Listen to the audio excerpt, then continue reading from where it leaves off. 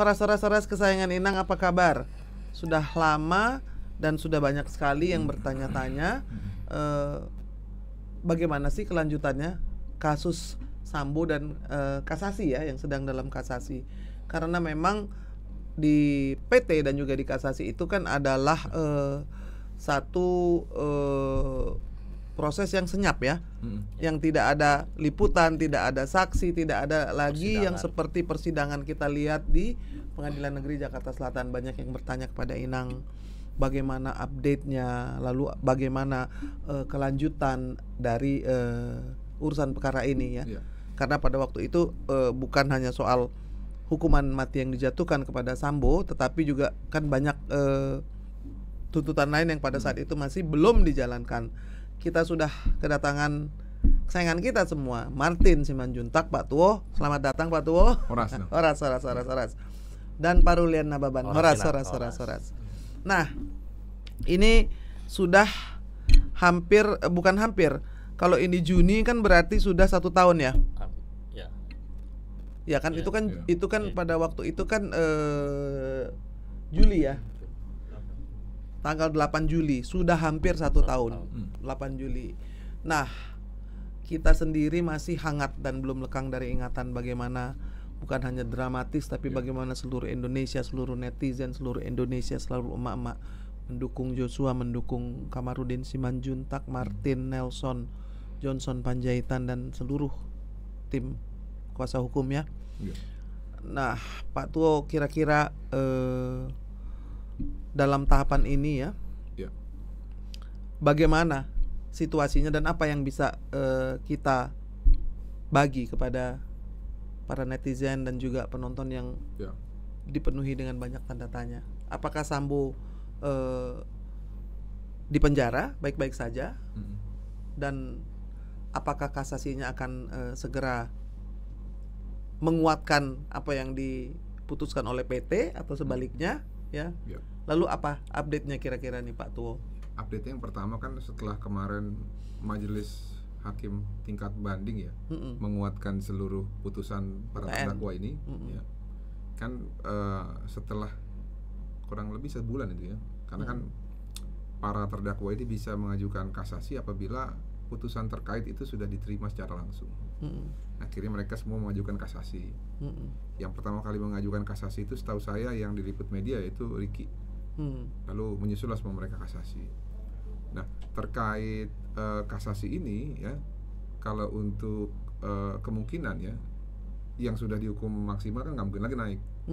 Berarti kan harapannya turun atau bebas gitu ya. Tapi kalau yang dihukum setengah-setengah itu seperti Ricky, Kuat, dan 20, 18, 15 UPC gitu ya, itu kan ada kemungkinan naik. Tapi walaupun ya mungkin kecil kali kemungkinannya. Nah, sekarang ini sedang berproses, mungkin beberapa bulan ke depan lah, 2 atau 3 bulan lah paling lama ya. Kalau bulan depan 1 tahun berarti ya akan keluar putusan kasasinya. Nanti kan itu juga kalau putusan kan terbuka untuk umum. Sama nanti kayak yang kita hadir di PT Majelis Hakim Banding ya, atau di Pengadilan Tinggi Jakarta juga kan pada putusan terbuka. Nah, cuman kembali lagi ya, kalau saya berharap ada sesuatu yang baru yang dijadikan pembelaan ya, khusus untuk Pak Efes, karena hati kecil saya ya dan rasa kemanusiaan saya sebenarnya sih tidak mau yang bersangkutan dihukum mati gitu loh. Karena saya punya pemikiran berbeda memang dengan yang lain. Saya berharap dia mau ya berbesar hati untuk mengakui kesalahan dan minta maaf sehingga ada keringanan buat dia. Kalau itu saya pribadi Pak, tidak mewakili keluarga korban. Nah, namun beberapa kejadian setelah putusan banding ini ada yang menurut saya bingung apakah ini coincidence gitu ya, tiba-tiba, atau memang perlu dicermati. Dalam tanda petik ini perlu kehati-hatian. Setidaknya ada 2 hal. Yang pertama, beberapa bulan yang lalu itu ya, saya lihat di media Mahkamah Konstitusi itu mengeluarkan satu putusan terkait ada permohonan dari seorang notaris yang akhirnya membuat suatu putusan menghilangkan hak jaksa untuk mengajukan peninjauan kembali. Nah, Sedangkan kasus-kasus yang besar ya seperti contoh kasus Pak Ferdi, kasus Pak Teddy Minahasa gitu ya, lalu mungkin kasus korupsi yang lain yang saya nggak ikuti yang mungkin besar gitu ya. Apabila sudah diputus kasasi dan ternyata nanti putusannya itu berbeda terbalik dengan tingkat 1 dan tingkat 2, maka selesailah sudah itu inkrah. Kalau menguntungkan kepada terdakwa. Nah, ini saya bingung tadi, makanya apakah ini kebetulan atau memang sesuatu hal yang harus sudah dipersiapkan gitu ya. Tapi apalah itulah. Intinya itu kan secara, apakah itu sudah berlaku? Sudah. Itu kan secara hukum ya. Namanya hukum ya, itu hak semua orang untuk menguji, apalagi untuk menguji undang-undang terhadap undang-undang dasar gitu. Karena katanya kalau ada PK, jaksa bisa PK berarti tidak ada kepastian hukum. Nah, lalu itu yang pertama tadi. Yang kedua adalah beberapa minggu yang lalu ya, saya melihat ada tulisan di kompas.com ini putusan mati Ferdi Sambo, Putri Chandrawati dieksaminasi oleh 8 akademisi, salah satunya adalah Wamenkumham. Ini dikutip dari kompas.com nih. Nah, ini tulisannya sih bagus ya. Wamenkumham ya, ini nanti bisa dilihat ya di kompas.com ya. Sebanyak 8 akademisi melakukan eksaminasi terhadap putusan kasus pembunuhan berencana yang dilakukan oleh mantan Kadipropam. Eksaminasi perkara Sambo itu ada 8 eksaminator dari berbagai kampus. Dari UGM ada 3, salah satunya adalah Prof. Edi, kata pakar hukum Universitas Islam Indonesia, Mahrus Ali dalam keterangannya dikutip Minggu. Sementara itu 7 profesor lainnya yakni Markus Priyo Gunarto, Amir Ilyas, Kuncoro, Khairul Huda, Mahmud Mulyadi, Rocky Marbun, dan Agustinus Pohan. Ali menjelaskan hal yang dieksaminasi oleh ke-8 akademisi itu adalah dokumen terkait perkara Akuo, pembunuhan berencana Brigadir J dengan terdakwa Ferdi Sambo dan Putri Chandrawati. Karena ini dieksaminasi, maka jelas kajiannya doktrinal, dibatasi kepada dokumen tertulis. Jadi maksudnya putusannya yang dieksaminasi, dikaji. Bukan proses dan bukan. Lalu bahkan eksaminator ada Pak Wamen, dalam kurung Pak Hirarich. Walaupun Siapa? Pak Wamen, Pak Edi. Ini menurut ini kan ada tanda kutip ya. Walaupun Pak Wamen mengatakan saya menolak sebagai Wamen. Jadi ini Pak Prof Edi melakukan eksaminasi itu berdasarkan keilmuan, berdasarkan dia sebagai. Ini yang dari UGM itu ya. Ya. Dari hasil eksaminasi terdapat 7 isu hukum terhadap putusan Ferdi Sambo. Salah satunya menyebut bahwa perbuatan Ferdi Sambo kurang tepat dikenakan pasal 340 tentang pembunuhan berencana.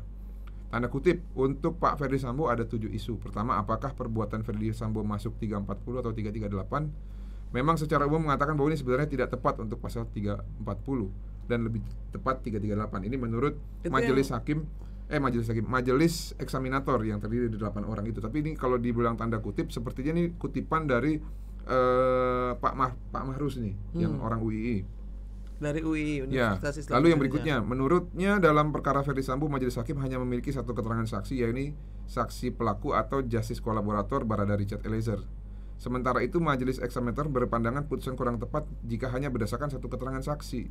Apalagi keterangan Richard juga disebut bertentangan dengan saksi yang lainnya. Selanjutnya terkait dengan motif dalam perkara Bapak FS, hakim mempertimbangkan motif dari versi jaksa dan penasihat hukum. Maksudnya mungkin tidak kali ya nih, karena kan motifnya motif sendiri kan, motifnya sakit hati kalau misalnya. Iya, tidak ada pelecehan, tidak ada perkosaan. Dari versi penasihat hukum disebut yang menjadi motif adalah faktor kekerasan seksual itu ya. Sementara jaksa mengatakan bahwa motifnya bukan perkosaan tapi perselingkuhan. Akan tetapi, lanjut Ali, hakim menolak kedua motif itu dan mengatakan motifnya adalah kecewa meski tak dijelaskan lebih lanjut alasannya. Nah, jadi itu juga dieksaminasi, katanya tidak dipertimbangkan gitu ya. Lalu ya ada lagi nih. Selain itu, eksaminasi juga membahas soal tes poligraf. Ia menyebut majelis hakim menggunakan tes poligraf, sedangkan versi eksaminator bahwa tes poligraf tidak layak dijadikan pertimbangan karena tidak diatur dalam pasal 184 KUHP. Nah, lalu yang mengenai Bu PC, ini kan saya ringkas aja ya. Menurut majelis eksaminator ini, dalam konteks perkara FS dan kawan-kawan, Putri Chandrawati itu tidak tepat ditarik sebagai turut serta karena menurut mereka yang terbukti itu adalah post factum gitu loh, atau sesuatu hal yang terjadi setelah terjadinya delik. Padahal ya kalau kita Lalu katanya juga tidak tepat juga adanya obstruction of justice untuk Pak FS. Ya. Walaupun CCTV hilang atas perintahnya dan semua yang masih segar dalam ingatan. Oke, ini juga sesuatu yang dilakukan oleh para guru besar ya, yang hanya mengeksaminasi dokumen, tetapi menegasikan semua fakta-fakta pengadilan dong jadinya. Karena kalau di dalam hal itu dibilang bahwa soal PC tidak patut dilibatkan, sementara dalam persidangan awalnya karena PC ya kan, dan sampai Pak Tuan sendiri yakin dong bahwa dia sendiri perannya besar sekali dalam kasus pembunuhan Joshua ini. Kalau saya lihat gini Nang, ya ini kan hak mereka lah ya, ini kan kajian ilmiah, silakan, nggak masalah. Namun kenapa yang jadi pertanyaan saya terekspos dan terjadi itu pada saat sedang proses kasasi gitu ya. Nah itu hanya mereka yang bisa jawab lah. Saya tidak akan mempermasalahkan itu. Tapi namun saya hanya mau menyampaikan fakta-fakta saja di sini. Karena kan mereka kajiannya teoritis berdasarkan dokumen, teks ya, teks dan pertimbangan hakim. Kalau saya mengikuti dari awal pelaporan ini sampai persidangan, bahkan berdebat sama penasihat hukumnya gitu loh. Bahkan juga mengkritik Jampidum pada situ ya. Jadi intinya begini, mengenai pasal 338 atau 340, saya pikir jeda waktunya walaupun hanya 2 jam itu sudah cukup. Ya, kenapa? Karena faktanya memang perencanaan itu ada, itu terbukti. Ya, ada menyiapkan tempat, peluru, magazin, ada menyiapkan orang, ada menyiapkan eksekutor, senjata, ya. Lalu ada memakai alat juga, memilih tempat segala macam, itu ada, terbukti semuanya. Lalu yang kedua mengenai keterangan Richard yang hanya 1, sehingga bertentangan dengan kesaksian 4 yang lain. Nah kalau kita mengadu kuantitas pembuktian, sayangnya apabila ada terduga 4 orang jahat, hanya 1 orang yang baik, maka kalahlah kesaksian orang yang baik itu. Nah ini berbahaya. Betul. Nah namun yang mereka lupa juga, di dalam KUHP juga kan mengatur 1 keterangan saksi bukan saksi kalau bukan 2 saksi. Namun pasal selanjutnya di pasal 183 kalau masalah 185 mengatakan bahwa 1 keterangan saksi apabila berkesesuaian dengan alat bukti yang lain itu jadi 1 alat bukti. Sahih. Nah masalahnya keterangan Richard ini berkesesuaian dengan CCTV yang ada, berkesesuaian dengan keadaan hasil olah TKP, berkesesuaian dengan senjata, berkesesuaian dengan CCTV dan waktu segala macam. Makanya itu menurut KUHP itu sah. Dan ya kembali lagi ini kan pendapatnya para majelis ya, silakan aja. Nah lalu itu tadi mengenai Richard.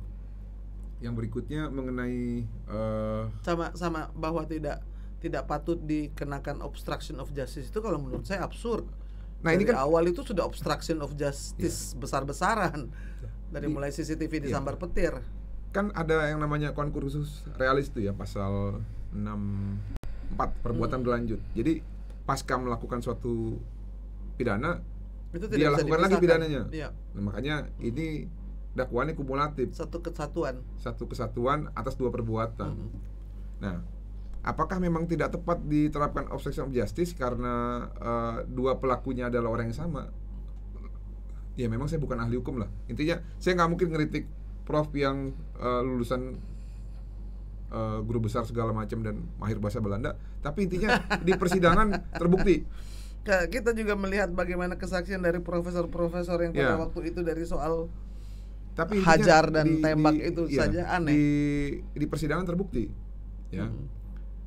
Memang buktinya ada untuk memenuhi bestandil delik ataupun unsur-unsur yang ada di dalam pasal. Nah makanya menurut saya mengenai obstruction of justice itu ya tergantung apakah memang dia melakukan atau tidak. Nah yang berikutnya tadi mengenai tidak tepat PC atau Putri Chandrawati itu dijadikan turut serta, menurut saya enggak juga.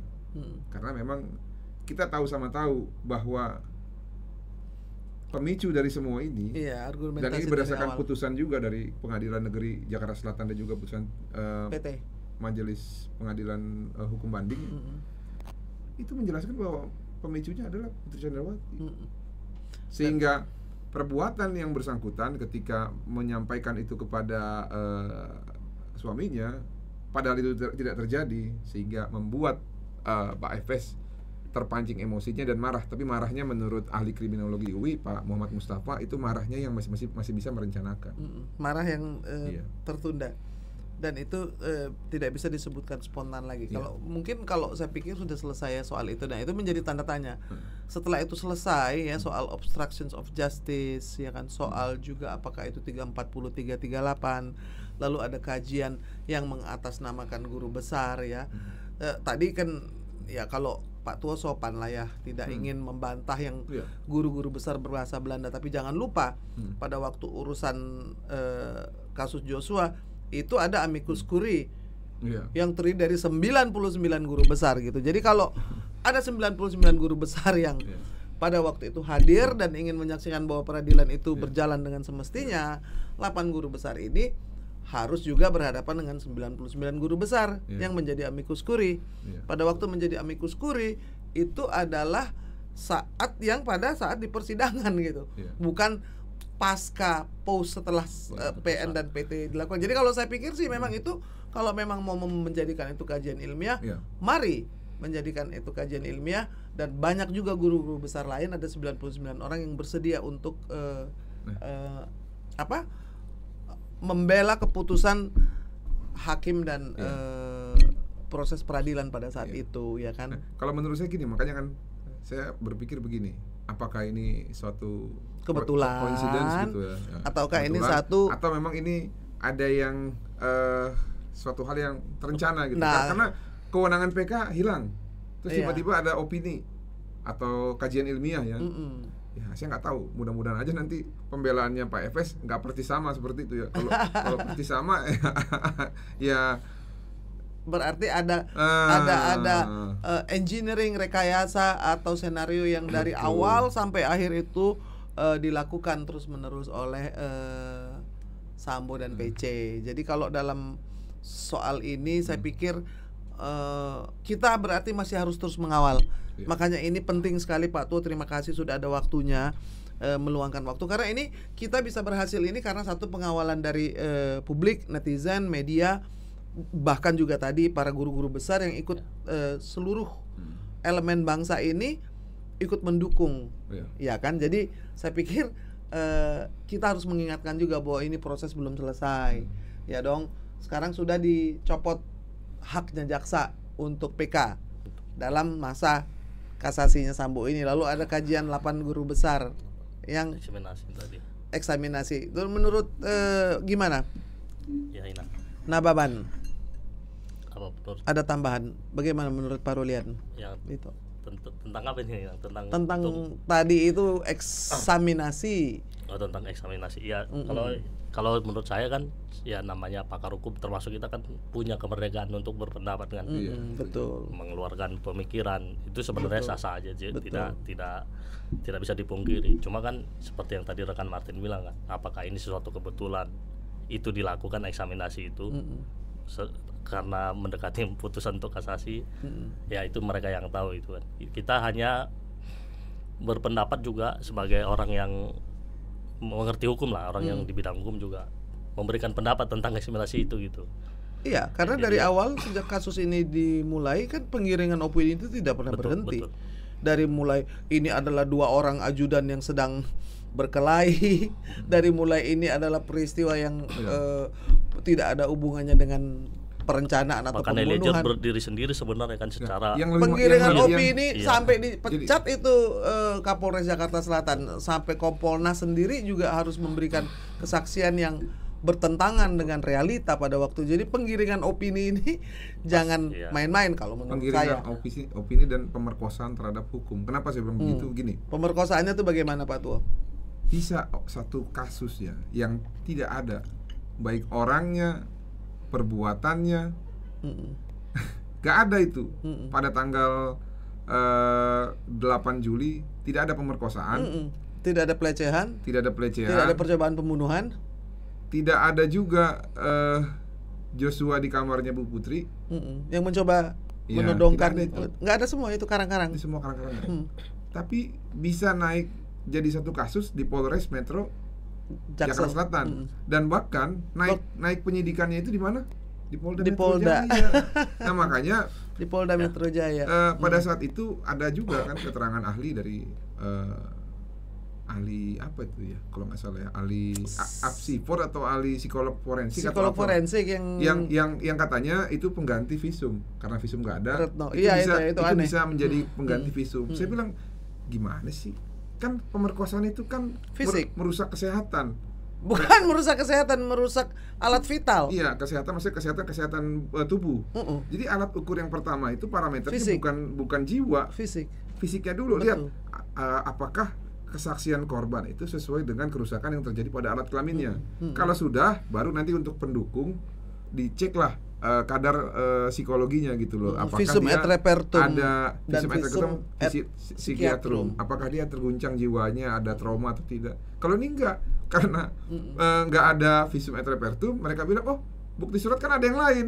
Makanya ya inilah nih, makanya nih kalau saya bilang kan rasa Malari Tonang pada situ sama Febri kan, dia bilang ya melihatnya tidak begitu rekan, melihatnya tuh ya kan ada alat bukti surat yang lain. Saya bilang enggak begitu, saya bilang itu bukan atau itu keniscayaan. Iya, harus. Kalau atau kan boleh dipilih salah satu. Harus. Jadi itu harus dua-duanya. Betul. Atau minimal salah satu, tapi yang visum et repertum adalah mengenai tubuh itu yang harus diukur apakah ada kerusakan atau tidak. Sepakat.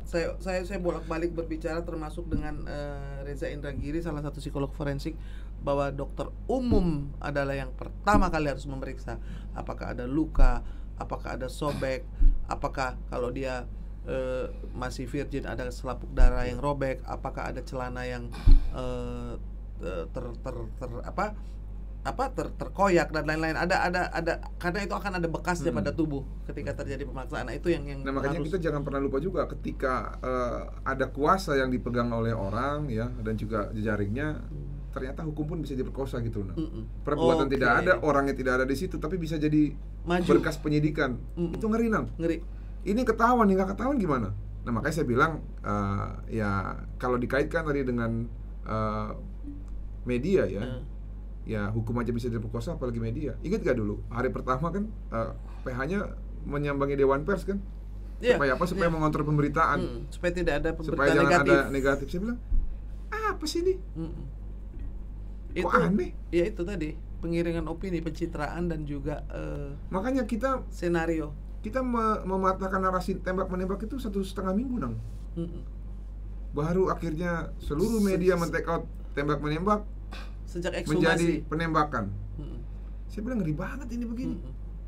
Itu pun juga karena press conference dan langsung meminta dan langsung mengumumkan bahwa ini bukan tembak-menembak, ini adalah pembunuhan berencana langsung kan pada waktu itu. Jadi saya pikir dalam hal ini kita harus flashback juga, dan terima kasih banyak atas waktunya, bahwa kita masih belum selesai tugas kita untuk mengawal ini, dan kemenangan apa yang dijatuhkan oleh hakim di Pengadilan Negeri dan Pengadilan Tinggi ini menurut Pak Tuo adalah kemenangan rakyat Indonesia. Semoga kemenangan ini tidak direbut sehingga menjadi kekalahan, dan dia menjelma menjadi kekalahan. Itu yang dikhawatirkan. Seharusnya kalau saya Inang bukan kemenangan, tapi memang itu keadilan kan. Betul. Harusnya Kan, itu memang itu bentuk keadilan. Betul, tetapi kan bahwa perjuangan ini bukan hanya perjuangan kuasa hukum, bukan hanya perjuangan saya, bukan hanya perjuangan keluarga, artinya seluruh rakyat Indonesia yang pada waktu itu bersukacita dan merasakan ini bagian dari perjuangan mereka juga. Jadi kita sebetulnya berbagi bahagia dan berbagi kemenangan pada waktu Pak Tua mengatakan itu. Bersama-sama. Saya sepakat bahwa kalau Opung Nelson bilang hari ini kita percaya bahwa hukum masih tegak, keadilan masih ada di negeri ini, dan republik ini akan baik-baik saja ketika hakim bisa menjatuhkan hukuman yang setimpal. Setuju. Jadi terima kasih banyak atas waktunya. Sama-sama. Sayangan Inang, kita tetap mengawal kasus ini dan semoga kita akan tetap bisa mengupdate ya sampai kepada keputusan kasasi yang menurut aturan yang baru tidak boleh PK jaksa. Jaksanya nggak boleh PK. Jaksanya. Kalau terdakwa tetap boleh. Ya. Kalau terdakwa dikurangi atau dibebaskan, maka saya pikir dia tidak akan PK. Jadi itu akan menjadi sebuah pertanyaan juga ya. Semoga tidak ada pengkhianatan terhadap penegakan hukum dan tidak ada pengkhianatan terhadap keadilan. Terima kasih banyak kesayangan Endang, Horas. Horas. Thank you.